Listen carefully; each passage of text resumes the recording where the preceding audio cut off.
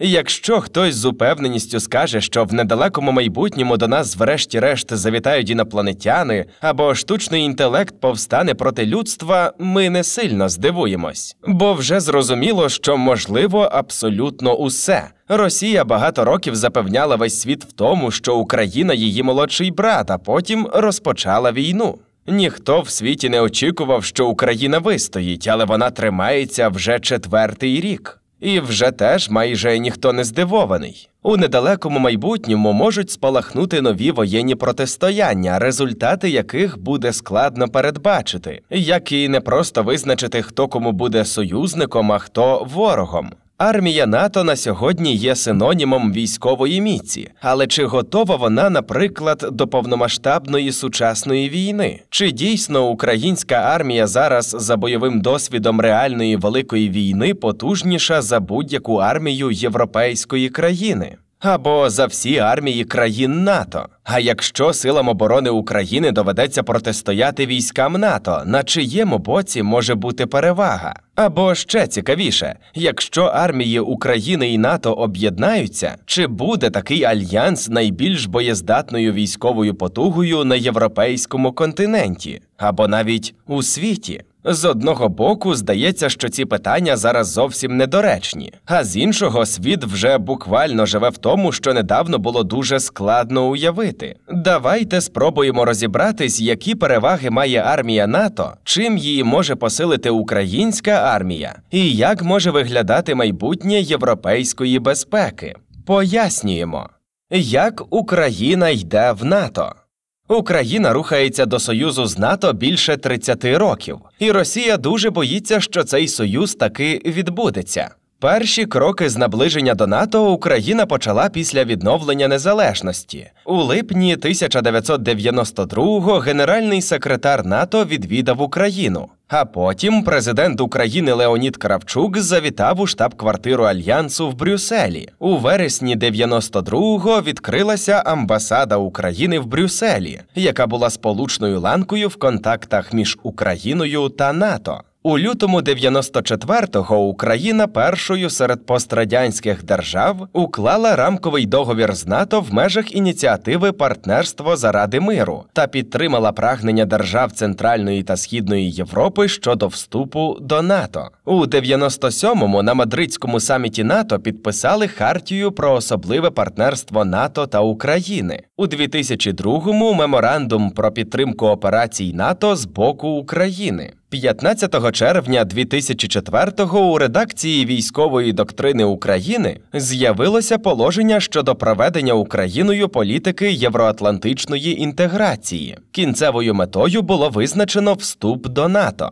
На 2008 рік Україна підготувала заявку на отримання плану дій щодо членства в НАТО. Але Німеччина і Франція виступили проти через страх загострення стосунків з Росією. А далі стався відкат. Президентство Януковича, зближення з Росією, Революція Гідності, російська окупація Криму і збройна агресія на сході України. 24 лютого 2022-го Росія почала повномасштабне вторгнення в Україну. Україні були критично потрібні союзники та партнери, у тому числі і НАТО, щоб закрити українське небо від російських ракет. Але після екстреної зустрічі міністрів закордонних справ у Брюсселі в березні 2022-го генсек Альянсу Столтенберг відхилив прохання Зеленського закрити небо над Україною. Він заявив, що це може призвести до повноцінної війни між Альянсом і Росією. 30 вересня 2022-го президент України Зеленський, голова Верховної Ради Руслан Стефанчук та прем'єр-міністр України Денис Шмигаль підписали заявку на пришвидшений вступ до НАТО. Це означає продовження інтеграції України в НАТО без застосування попереднього плану дій щодо членства, який зазвичай є одним з обов'язкових елементів. Прецедент вже є. Фінляндія і Швеція вступили до Альянсу без попереднього отримання плану щодо членства. Напередодні Вільнюського саміту НАТО 2023 та Вашингтонського саміту 2024 ходили чутки про те, що Україну можуть запросити до Альянсу. Але цього не сталося. У той же час протягом тільки перших 2 років війни Україна отримала від країн НАТО та інших партнерів Північно-Атлантичного альянсу загальну допомогу в розмірі майже 180 мільярдів доларів. Генеральний секретар НАТО Марк Рютте під час візиту в Україну в 2024-му говорив, що Україна зараз ближче до НАТО, ніж будь-коли раніше, і буде продовжувати йти цим шляхом доти, доки не стане членом альянсу. Шлях довгий і непростий, але Україна не змінила своїх прагнень щодо вступу і розраховує на силу альянсу.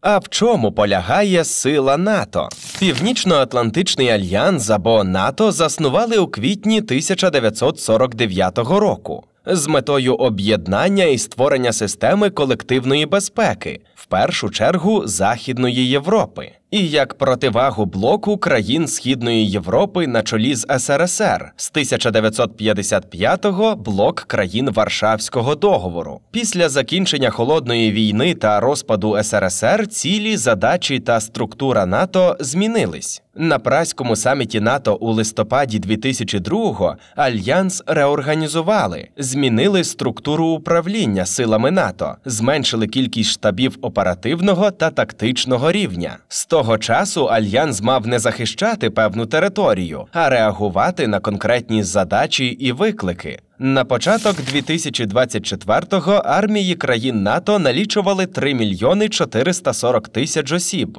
З них 2 мільйони 40 тисяч у Європі. При таких підрахунках експерти завжди виділяють Туреччину, яка входить у Альянс, але більше реалізує власні плани щодо військових інтересів, а не підтримує загальні натівські. Без турецьких військових 481 тисяча. Суто європейський контингент НАТО – це 1 мільйон 560 тисяч вояків. Аналітики відзначають, що з 2014-го окремі країни-члени НАТО серйозно посилили свої армії. Через територіальну близькість до Росії збільшилася чисельність армій країн Східної Європи – Литви, Польщі, Румунії, Чехії, Угорщини, Словаччини, Латвії, Естонії.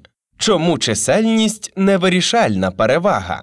Росія увійшла у повномасштабну війну проти України з армією у майже 2 мільйони осіб. З них безпосередньо 1 мільйон військовослужбовців. Така кількість зазначена в указі Путіна, який набрав чинності 1 січня 2018 року. Згідно нового указу, з 1 грудня 2024-го штатна чисельність Збройних сил Росії повинна становити 2 мільйона 389 тисяч осіб, у тому числі 1,5 мільйона військовослужбовців. Президент Зеленський, у свою чергу, в січні 2025-го казав, що чисельність української армії на поточний момент становить 880 тисяч осіб. Міжнародні партнери допомагають Україні зброєю, але для того, щоб цю зброю ефективно використовувати, потрібні люди. Тож Сили оборони України при меншій кількості війська, а часто і зброї, 4-й рік не тільки стримують величезну російську армію, а й наносять агресору суттєві удари і проводять успішні наступальні операції. Реальний бойовий потенціал армії можна визначити через те, як ця армія показала себе у бойових діях, а також врахувати те, якими були ці дії – миротворча операція, антитерористична, обмежено-масштабна, повномасштабна. Якими були військові місії НАТО? В історії НАТО були як успішні військові місії, так і провали. Загалом Альянс провів понад 30 різних операцій та до 10 окремих місій. Утім, цифри все ж таки умовні, бо іноді ту чи іншу операцію проводила коаліція країн, у складі якої були окремі члени НАТО. Поговоримо про операції, в яких задіювали сили найбільших країн НАТО або значну кількість країн Альянсу. Операція «Буря в пустелі» 1991. «Буря в пустелі» була відповіддю на те, що Ірак окупував Кувейт у 1990-му. У січні 1991-го дипломатична місія ООН зазнала невдачі в Іраку, тож багатонаціональні сили антиіракської коаліції почали воєнні дії. З країн НАТО в операції брали участь США, Велика Британія, Франція, Канада. До них приєдналися війська Кувейту, Саудівської Аравії, Єгипту, Сирії, Катару, ОАЕ, Бангладешу, Оману. Коаліція завдала масштабного авіаційного та ракетного удару по об'єктах в Іраку. Повітряні атаки та ракетні удари продовжувалися майже місяць до початку другої фази операції – наступу наземних сил. За 4 доби територію Кувейту звільнили від окупантів. Іракська армія переважала в чисельності сили союзників, але була слабкою технічно. І наприкінці лютого її фактично розгромили вщент. Багатонаціональні сили захопили 50 тисяч іракських солдатів у полон, знищили або захопили понад 3 тисячі танків, майже 2 тисячі бронетранспортерів і бойових машин піхоти, понад 2 тисячі гармат. Ірак також втратив понад 260 літаків. Коаліція втратила до 1000 осіб вбитими, пораненими, полоненими і зниклими безвісти. Буря в пустелі – це успішний приклад ефективного використання якісної технічної переваги над чисельною перевагою супротивника, а також максимально ефективної концентрації авіації та ракет. Операції у Боснії та Герцеговині 1992-1995 та Косово 1999. Після розпаду Югославії на її території розгорілася низка етнічних та релігійних конфліктів. Навесні 1992-го серби взяли в облогу боснійську столицю Сараєво. ООН направила туди миротворців, а НАТО спочатку займалося спостереженням і підтримкою сил ООН. У 1995-му розпочалася масштабна авіаційна операція «Обдумана сила» – серія повітряних бомбардувань боснійських сербів під час боснійської війни.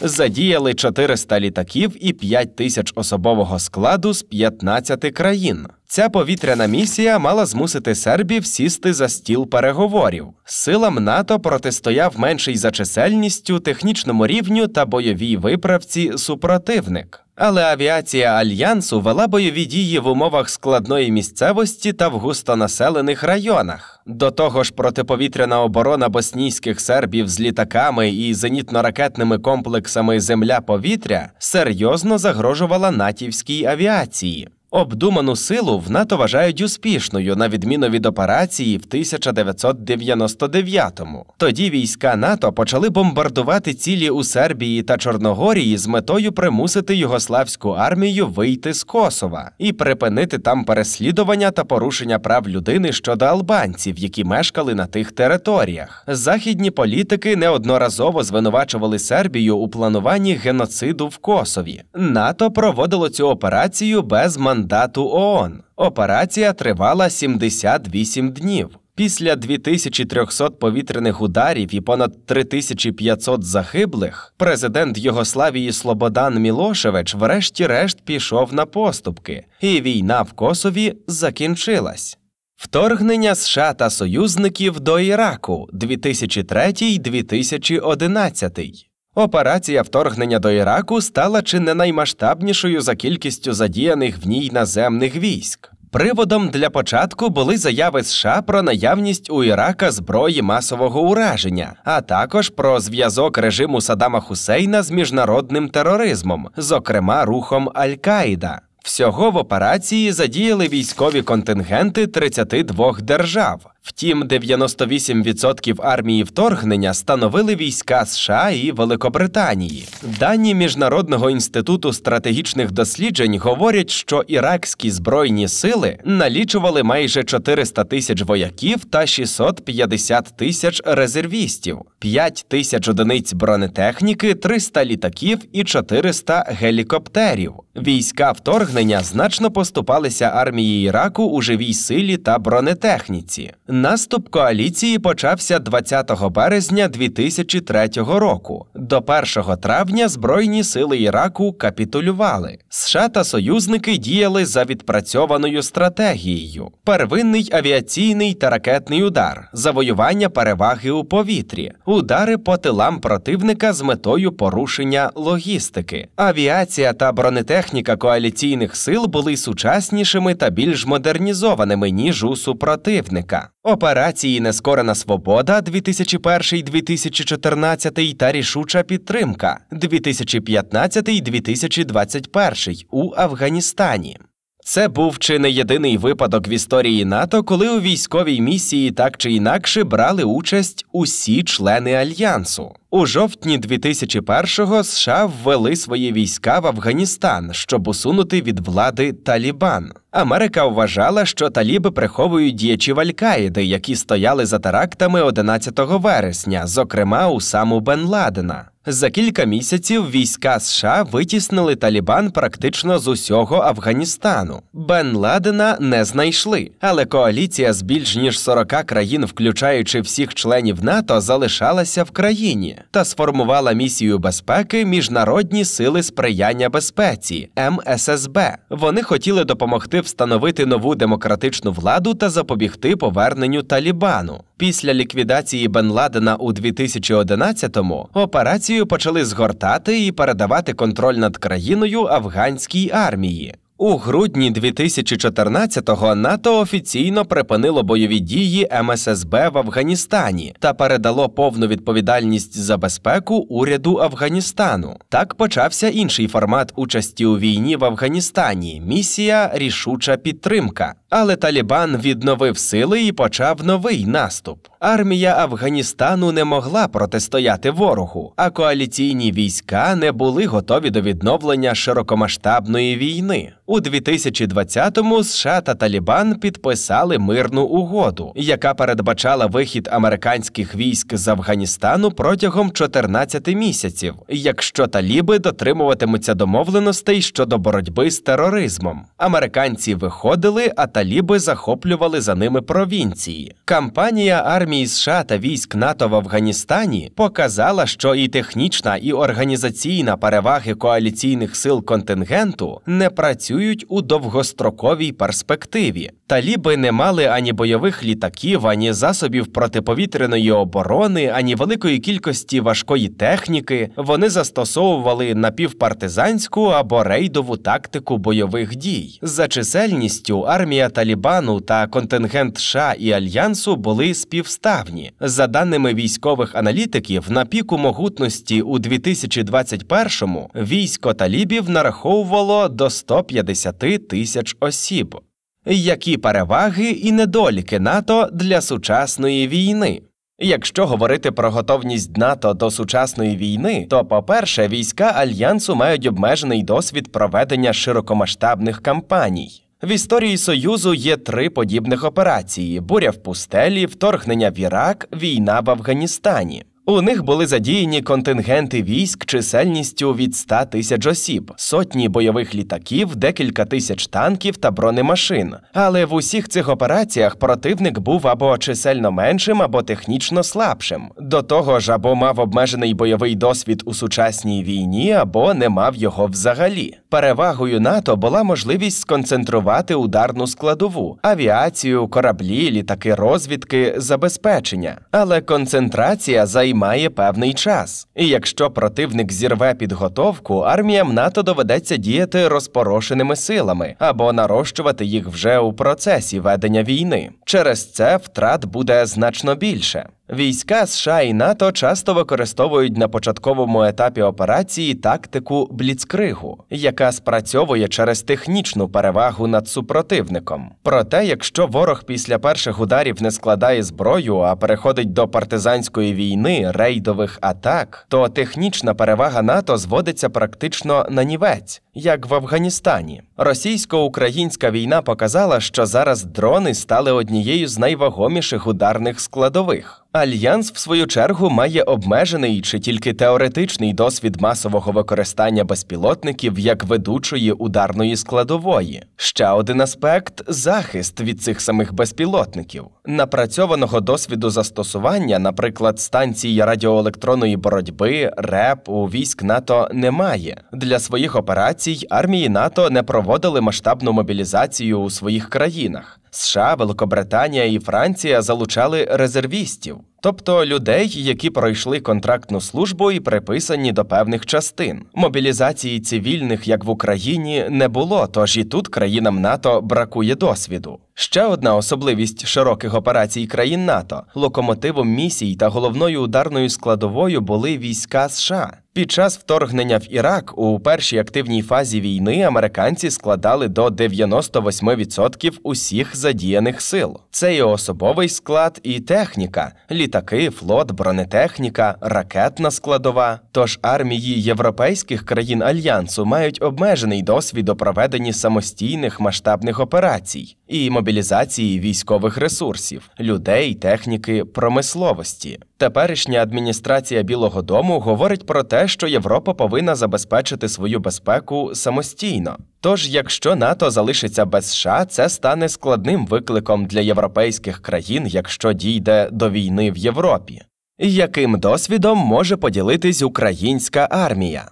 Незважаючи на всі недоліки, бойовий досвід, швидкість адаптації до нових викликів, впровадження нових технологій та тактичних прийомів роблять українську армію однією з передових у світі. Принаймні з точки зору практичного застосування зброї, технологій і людського потенціалу. Чим зі свого арсеналу українська армія може поділитись з арміями країн НАТО? Поділимось думками експертів.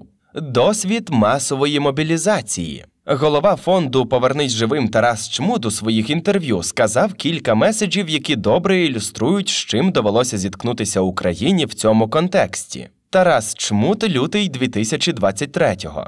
Подібна війна, яку ми ведемо, не велася в Європі з часів Другої світової, у світі, можливо, з часів Кореї, В'єтнаму. Світ не готовий, і ми не готові, Росія не готова. Відповідно, кожного дня потрібно багато всього. Тарас Чмут, липень 2023-го. Наша війна показала, що маленька армія, навіть найсучасніша, не здатна перемогти менш сучасну, але дуже велику армію. У жовтні 2024-го секретар РНБО Олександр Литвиненко повідомив, що до Сил оборони від початку війни було призвано понад 1 мільйон осіб, і що у наступні півроку планується мобілізувати ще 160 тисяч для доукомплектування наявних підрозділів та формування нових. Порівняно з НАТО, Україна має не ідеальний, але практичний досвід та різні алгоритми залучення військових – добровольці, мобілізовані, рекрутинг. Створення сил безпілотних систем. Україна першою у світі створила новий окремий рід військ – Сили безпілотних систем. Їх презентував у червні 2024-го заступник міністра оборони України Іван Гаврилюк. На сьогоднішній день українські військові застосовують близько 70 моделей безпілотників різного призначення. В залежності від напрямку бойових дій, ударні дрони знищують 70-80% техніки та живої сили противника. Колишній головнокомандувач Збройних сил України Валерій Залужний у квітні 2025-го казав про те, що дрони, по суті, зробили поле бою абсолютно прозорим. Внаслідок абсолютної прозорості перед переднім краєм утворилася 10-15-кілометрова зона суцільної смерті. Вже не дивно, коли дрон полює не за груповою ціллю чи бронеоб'єктом, а навіть за окремим солдатом. До речі, ця зона постійно розширюється, як і росте вірогідність бути там знищеним. Морські безпілотні системи. Українські морські дрони – це нове і нищівне для росіян слово у сучасній війні. Речник ГУР-МО Андрій Юсов казав, що ГУР-МО та Група-13 витіснили Чорноморський флот Росії до пунктів базування. Вони бояться діяти у відкритому морі. Україна контролює свою акваторію на рівні 90-100%, тоді як ворог виходить лише на 20 морських миль і боїться бути враженим навіть на відстані 200-300 кілометрів. А також, що такі бойові практики і таких розробок, які пройшли випробування боєм, поки не мають армії та флоти європейських країн НАТО. Лише тільки морські дрони Магура знищили 21 ворожу ціль, 16 кораблів, 3 гелікоптери та 2 винищувачі. Масове застосування засобів РЕБ. Разом з застосуванням безпілотників на новий рівень вийшло використання засобів радіоелектронної боротьби – РЕБ. На поточний момент такі засоби у більшості мають малі системи протиповітряної оборони, мобільні групи ППО, бронетехніка. Також застосовуються окопні РЕП-системи. Знову ж таки, армії НАТО не мають настільки великого досвіду у роботі з засобами радіоелектронної боротьби. Системи РЕП на певних ділянках фронту нейтралізують до 90% ворожих дронів. На форумі оборонних технологій Україна-Велика Британія в квітні 2025-го Валерій Залужний казав, що завдяки розвитку РЕП вдалося нівелювати спроможність супутникових технологій, радіо і GPS-керованих боєприпасів наносити високоточні удари на оперативному рівні. Ефективність дорогих ракет і високоточних снарядів впала до нуля. А якщо... На початку нашого відео ми ставили кілька, майже фантастичних на сьогоднішній день питань. Наприклад, на чиєму боці буде перевага, якщо українській армії доведеться протистояти арміям НАТО?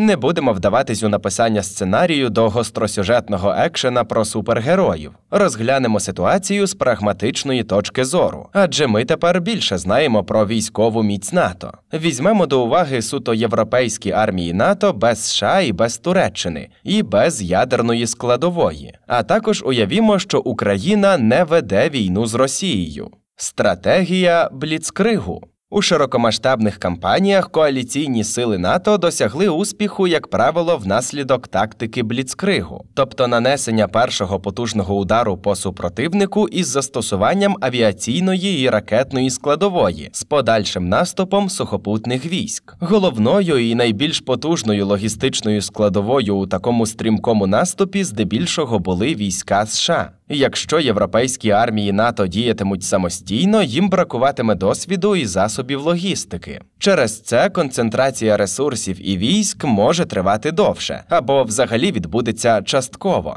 Українська армія вже має досвід протидії накопиченню сил супротивника. Для цього українські військові можуть здійснювати швидкі рейди на важливі об'єкти або локальні глибинні операції, щоб відволікти увагу і розтягнути сили. Також Україна має далекобійні дрони, які атакували склади, штаби, місця концентрації військ на відстані до 1000 кілометрів. Військам НАТО доведеться, так би мовити, протидіяти протидії, тому Бліцкриг може і не розпочатись, а сторони швидше за все втягнуться у такий собі пінг-понг з обміну рейдами, повітряними і дроновими ударами без надії досягти переваги. Чисельність війська та мобілізаційний потенціал. Європейський контингент НАТО – це трохи більше 1,5 мільйони військових, а українська армія на початок 2025-го – це 880 тисяч військових. Різниця невелика, і враховуючи бойовий досвід українських сил, по особовому складу можна констатувати певний паритет у військах першого ешелону. Але ця математична задача трохи складніша. За даними Євростату, чисельність населення 27 країн Євросоюзу, більшість з яких входить до НАТО, на кінець 2022-го становила 448 мільйонів. Класичний мінімальний мобілізаційний потенціал складає 2%. Тобто потенційно стати до лав європейських військ НАТО можуть щонайменше 8,5 мільйонів осіб. Відповідно до дослідження видання «Тексти», максимальний мобілізаційний ресурс України становить 4,8 мільйони осіб. Як бачимо, співвідношення не на користь України. Авіація.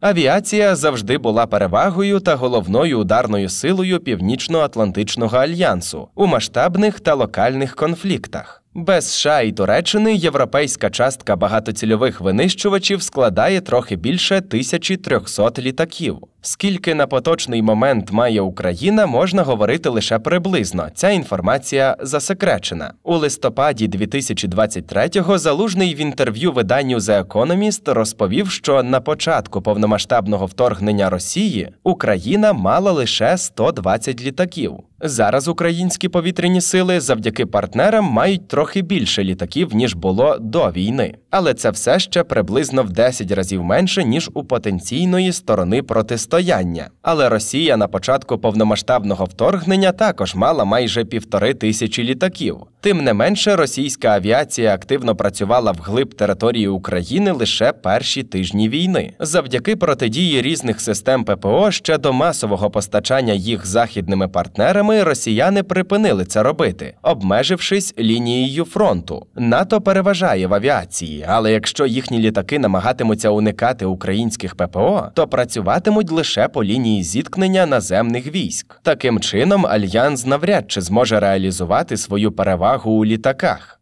Зброя, на яку немає чим відповісти. Але чим точно зможуть скористуватися європейські армії НАТО, це зброєю, на яку Україна не має чим відповісти. Наприклад, далекобійні ракети «Таурус», ракети «Storm Shadow», «Скальп». І вони можуть виготовлятися у поточному режимі. Особливість цих ракет – авіаційне базування та запуск, висока точність, висока стійкість до засобів ПРО, ППО, дальність 250-500 кілометрів і більше. За допомогою цих ракет НАТО зможе знищити українські засоби ППО, пошкодити аеродроми і літаки, пункти управління, склади тощо. Авіація НАТО пануватиме в повітрі і стане загрозою для сухопутних військ. Важка техніка та артилерія.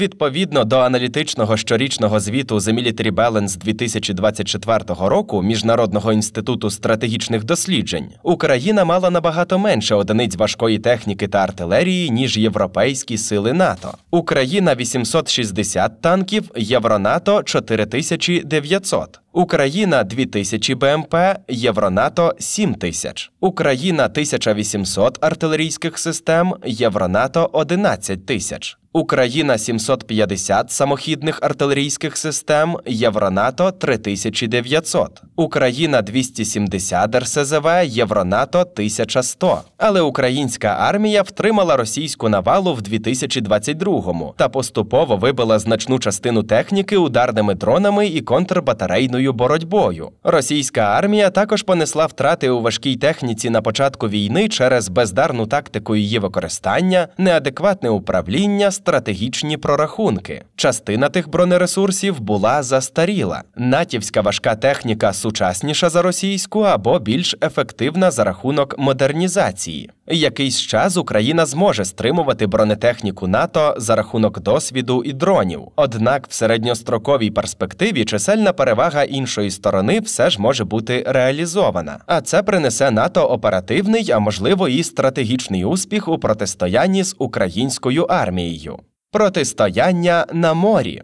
Флот європейських країн НАТО вражає цифрами. Тільки 3 найбільші країни Європи мають у своєму складі майже 230 суден. Але тут вже українські морські дрони навряд чи дадуть такий самий ефект, як і в протистоянні з російським флотом. Наявність у НАТО авіаносців, сучасного оснащення есмінців, здатних точково вражати ворожі цілі на великій відстані, та інша тактика використання флоту дають Альянсу безперечну перевагу на морі. За словами очільника ГУРМО України Кирила Буданова, до 70% морських дронів росіяни перехоплюють під час атак. З більш сучасним обладнанням натівського флоту цей відсоток може бути значно вищим. Розвідка та розвіддані.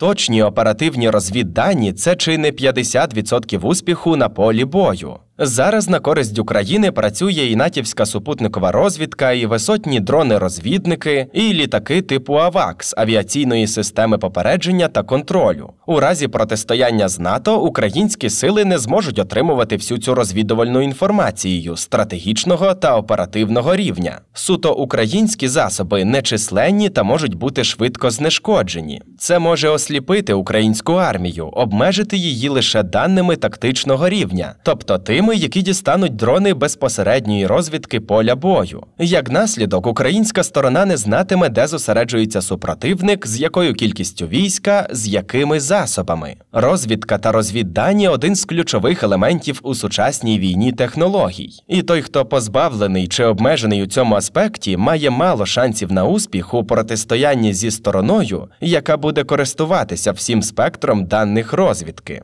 Висновки. Тож, попри бойовий досвід, стійкість армії, опанування нових технологій, українській армії буде дуже складно самотужки вистояти у гіпотетичному протистоянні з європейськими арміями НАТО. Але дуже вірогідно, що після відносно короткої гарячої фази у кілька місяців сторони опиняться у стратегічному тупику. Без значних втрат чи швидкого досягнення значної науково-технічної переваги у засобах ураження, жодна зі сторін не зможе отримати перевагу. НАТО плюс UA дорівнює потужність. Пофантазували про протистояння, а тепер давайте про хороше, про співпрацю. Альянс армій України та НАТО міг би стати надзвичайно потужною спілкою двох військових потуг. Навіть якщо Україна у найближчому майбутньому не буде частиною Альянсу, активна взаємодія, обмін досвідом, збалансування вразливих місць армій і об'єднання цих сил дало б сильний поштовх розвитку обох сторін, а головне, зміцнило би всю систему європейської безпеки. Але перспективи цієї вигідної взаємодії залишатимуться актуальними, поки сучасна Росія існує і продовжує бути загрозою як мінімум для Європи, як максимум для світу. Чим би могли доповнити одне одного європейські армії НАТО і українська армія? Піхота. Піхота – опора війська, незважаючи на високий технічний рівень сучасних озброєнь і перспективи по роботизації поля бою. Україна може дати НАТО безцінний бойовий досвід сучасної повномасштабної війни, який отримав український піхотинець. Українські військові говорять, що на поточний момент українська піхота, можливо, є найсильнішою у Європі. Ми нині на передовій маємо унікальний досвід, який натівські солдати не переживали. Це тільки здається, що це просто, але є певні хитрощі внутрішні. І коли до нас західні інструктори приїжджають, то вони не до кінця все це розуміють. Ми й самі вже можемо весь світ інструктувати і навіть пропонувати більше знань в обмін на знання західні. А от українська армія у відповідь могла б отримати якісну підготовку сержантського та молодшого офіцерського особового складу за натівськими програмами. Самі військові відзначають, що ці програми є ефективними, досконалими і практичними. Ще одним елементом взаємодії армій НАТО і України могла б стати уніфікація піхотного екіпірування для українських військових до стандартів НАТО. Захист бронетехніки. Західна бронетехніка, як казали самі українські військові, приходила голою. Вже на місцях натівські танки та бронемашини оснащували і динамічним захистом, і розробляли спеціалізовані екрани, щоб прикрити від дронів. Західні військові експерти відзначили, що такі елементи захисту техніки у рази підвищують її живучість на полі бою. В умовах панування в повітрі FPV і дронів камікадзе в Україні намагаються захистити всю важку техніку РЕБ-станціями. Натівська армія може значно підвищити свій потенціал, якщо модернізує свою техніку в цьому напрямку. Українські військові відзначали, що натівські навчальні програми мають високу ефективність. Тож підготовка українських танкістів, операторів БМП, БТР, артилеристів, інших фахівців за цими програмами підвищує обороноздатність української армії загалом і кожного підрозділу окремо. Наразі парк бронетехніки українських сил оборони сьогодні називають зоопарком. Адже Захід постачає техніку за принципом «що самі маємо, те й даємо». Звісно, ця допомога дуже потрібна і Україні не доводиться обирати. Тим не менше, у перспективі потрібна уніфікація озброєння. Це стосується і танків, і БМП, БТР, і САУ, і артилерійських систем, РСЗВ. Це полегшить експлуатацію парку, обслуговування, а головне – ефективність в бою та потенційну взаємодію з військами НАТО. Бо якщо умовно завтра десь на російсько-українському кордоні поруч будуть стояти українська і німецька батареї РСЗВ, то коли у когось закінчаться пускові ракети, інший підрозділ не зможе допомогти поповнити боєзапас. Кропива. Система управління вогнем «Кропива», розроблена на початку повномасштабної війни, це картографічна розвідувальна програма. Вона працює на Android і дозволяє за допомогою терміналу планшета легко визначити позиції противника. Програма передає дані сусіднім артилерійським установкам і дозволяє координувати їхній вогонь. За аналізом експертів, Кропива крутіша за американські та натівські аналоги. Вона вдосконалювалася по мірі того, як змінювалася структура війни. Розвиток та інтеграція такої програми у спільні системи НАТО в рази поглибить взаємодію на полі бою. Європейські сили безпілотних систем. Створення сил безпілотних систем в Україні стало чи не наймасштабнішим нововведенням в історії війн та армій за останні десятиліття. Росія вже скопіювала цю ідею та створює аналогічні війська. У арміях НАТО такого окремого роду військ ще немає, хоча там теж розгортається виробництво БПЛА різних типів та відповідні підрозділи. Україна може запропонувати свій накопичений досвід застосування безпілотних систем різних типів, досвід формування підрозділів і роду військ в цілому і успішний досвід передачі знань. Можливо, українські сили безпілотних систем можуть стати базою чи прототипом або однією із складових, наприклад, європейських сил безпілотних систем або аналогічних сил в НАТО. Адже саме українські СБС поки що єдині в цивілізованому світі, які мають досвід сучасної війни і за великим рахунком стали продуктом цієї війни. Це стосується і морських дронів, які вже демонструють на морі війну майбутнього, коли відносно дешеві безпілотні апарати нищать дороговартісні класичні морські бойові судна. Майбутня європейська безпека у взаємодії. У 2022 році на саміті країн НАТО в Мадриді затвердили нову 10-річну стратегічну концепцію Альянсу. Агресивна війна Росії проти України порушила мир і серйозно змінила умови нашої безпеки. Враховуючи, що Росія стала проявляти ще більшу агресивну політику до країн, що її оточують, майбутнє європейської безпеки лежить у всесторонній взаємодії між Україною та європейськими країнами-членами НАТО. У доповіді Федеральної розвідувальної служби Німеччини та Бундесверу від березня 2025-го Росія після закінчення війни в Україні може бути готова ресурсно до війни проти окремих країн НАТО вже через 5 років. Тож НАТО і Україна мають взаємодіяти. А щоб осягнути, яких успіхів може досягти така співпраця, давайте на хвилинку справді перенесемось у гостросюжетний екшен.